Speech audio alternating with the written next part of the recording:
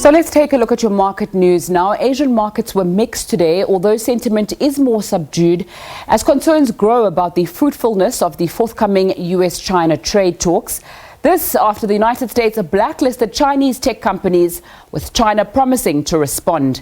In Japan, the Nikkei share average declined by 0.6% to end at 21,456 points. In Hong Kong, the Hang Seng Index declined by 0.8% to 25,683. On mainland China, the Shanghai Composite Index rose by 0.4%, ending at 2,924 points. Let's go to the United States now, where markets ended the day in the red last night. US President Donald Trump's administration's decision to blacklist a number of Chinese tech companies in protest at China's off-treatment of Muslim minorities is said to be part of the reasons for that, and China promising to retaliate spooked investors. And all this came before the two sides are due to meet on Thursday to thrash out a trade deal. The Dow Jones Industrial Index closed down 0.36% at 26,478 points. The S&P 500 declined 0.45%, 2,939, while the tech-heavy Nasdaq ended 0.3% in the red at 7,956. Let's get more on the markets now. Arabile, a very good afternoon to you. It's over to you. Yeah, good afternoon, Nzinga. Well, certainly the market picture has turned slightly negative on this front, really. We're seeing a bit of negativity come through from the JSE, all share on 0.4% weaker, should I say, at this point in time. Not much really when it comes to equity news. We will discuss that and unpack that actually just a little bit over now in just a moment or two. But really, a whole lot of conversations really held around what is happening really when it comes to that China-US trade talks. Of course, later on this week, we are expecting that ministerial level talks will continue with that US-China trade negotiation. We are seeing an escalation then with regards to that China-US trade talk situation, where we're finding that a few companies have now been barred from doing business with US firms as well. So that is certainly going to change things up as well. Whether we'll see some sort of resolution when it comes to the trade talks, I think that is seemingly dimmed when it comes to its forecast. But let's unpack exactly what the numbers look like for now when it comes to the market picture, and we'll unpack the details right after this.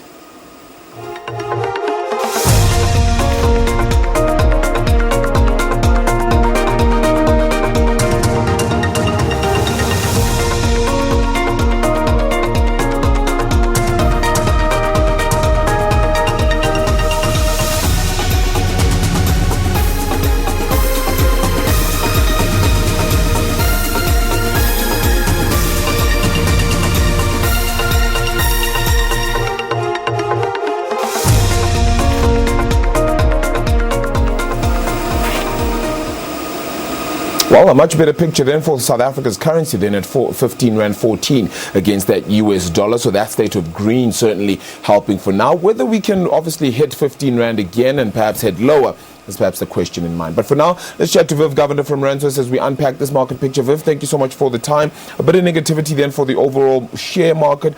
Not surprising, considering that we had the negativity as well out of Asia and more than 1% fall out of Wall Street for each of those indices. Yeah, basically one word, Trump, two words, Trump, China. Yeah. That's what's driving markets at the moment here. Look, I think at the moment, it's all about Trump, quite frankly. As I say to most clients, China would jump at any reasonable deal. Even something that's more fair to the US than it is to China, a hair more to US favor than China, they'd probably take it right now because they are really being hurt by this trade, issues. Trump is more calculating what's around basically political issues as opposed to economic issues. The US election is next year, in about a year's time, almost exactly. He would like to have this, trade issue with China on the table during that point because it really favors him from his domestic point of view. His supporters like the fact that he's been belligerent against China. What he doesn't want to do is basically do so much, towards trade tensions that is actually hurting growth. So I think that's the kind of balance that we're seeing right between Trump and China at the moment. Yeah.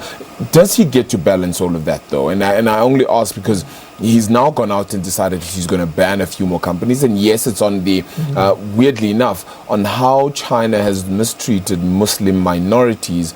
And yet not so long ago, he was the same president who installed a ban on Muslims sort of entering the United States. So what a weird scenario to sort of find ourselves in. Do you think, however, he's just pandering to a base to try and find some sort of stability in a way?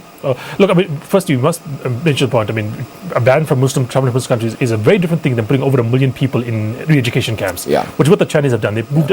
I've seen pictures. I mean, this is not a joke. It's actual people being put on trains going to going to camps, which is something I think we saw last in 1945, and which is not a great image to have out there in 1944. It is something I think that is one of those things that people are really ignoring. I mean, the Chinese are very powerful when it comes to media. Look at what's happening to the NBA right now for a couple, I think a coach from the Rockets or Yes. a GM from the Rockets said, supporting the Hong Kong guys, and effectively the NBA is banned in China. Yeah. So you really are treading a very tight line there. But I mean, we must mention, okay, one thing to say you can't travel to my country. Another thing is you as a citizen of my country, if you belong to a certain religion, go into an education camp, and not just you, your family, your children, 1 million people. It's a lot of people. Sure. So this is a very key thing. Probably done for political reasons, but I've got to say, in terms of balance, it is something I think we have to take cognizance of. The fact it's like, whatever reason, doing the right thing is still the right thing to do. No, certainly. and I guess in this way, we kind of can laud Donald Trump in a sense here. What does this do, however, for markets and the tensions as we head into the trade war right now?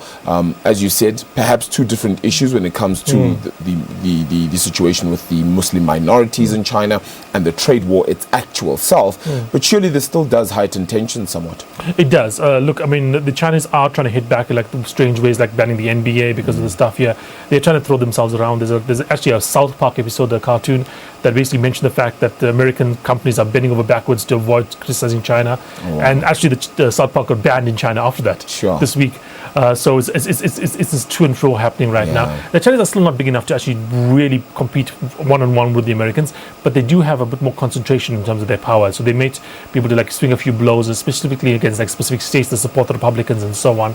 But like I said, I think Trump, in his ideal world, would want to see this on the table as he goes into next year, along with the kind of current unemployment rate he's seeing in the US. I mean, 3.5% unemployment in the US, spectacularly low, probably lower than anyone 10 years ago would have thought would be possible in the US without causing massive inflation. So he would love to go into next year with that kind of unemployment rate, reasonable growth, and still this China thing on the cards, because it really favors him among his demographic support. But if it turns towards a point where it's really hurting US growth rates beyond a point where Jerome Powell can step in and cut interest rates and give a temporary boost, maybe he might want to do a deal earlier than next year. Sure. We'll certainly see how that fares, because he does say that the Chinese should not wait, in particular, for November 2020 before they make a deal, because things might go a little bit worse. But speaking about leadership, on the local front, we've also seen some equities, some local companies decide to change their leadership as well. Yeah, Adcock changing leadership, said for the CEO is going to go, I think it's reevaluate his career goals or something like that. Wow. It's like basically having personal things or for personal reasons, which what Old Mutual should have done with Peter Moyer, because quite frankly, that's the way you let go of somebody, without causing too much of a hassle. If you go out and say, oh, it's because of conflict of interest and so on, obviously you're setting yourself up for a fight.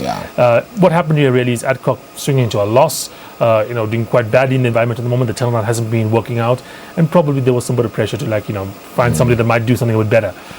They've been negatively affected by a couple of things. I mean, legislation in this country, very weak economic growth. Drought apparently in Australia also affected them slightly because of that. They've got a business there that deals with agricultural workers. So those kind of factors really kind of play together, and I think external factors obviously hurt the company. But you don't want to be running a company when things turn negative, and this is a case where I think probably did push the CEO out to a certain extent. Yeah. Does that then, and you mentioned Peter Moyer and the Old Mutual saga, do you think that ends then in that handshake of 250 million at the very least? 250 million is a lot of money. I think they might not want to be doing that much, in terms of it. Look, I do think that originally it should have been a case of, finding some way to get out of this thing without trying to embarrass everybody. You don't like the CEO, get rid of the CEO. Say he's going for personal reasons, say he wants to reevaluate himself, make some excuse up. And that's what you see all the time. CEOs are let go all the time and given golden handshakes. I just saw a thing about Mr. Rubin, the guy that invented Android, who was let go from Google with $90 million, which is close to over $1 billion rands. But he was accused of some quite sinister things around sexual harassment and stuff here, or sexual misconduct. But he got $90 million and was let go with a goodbye here.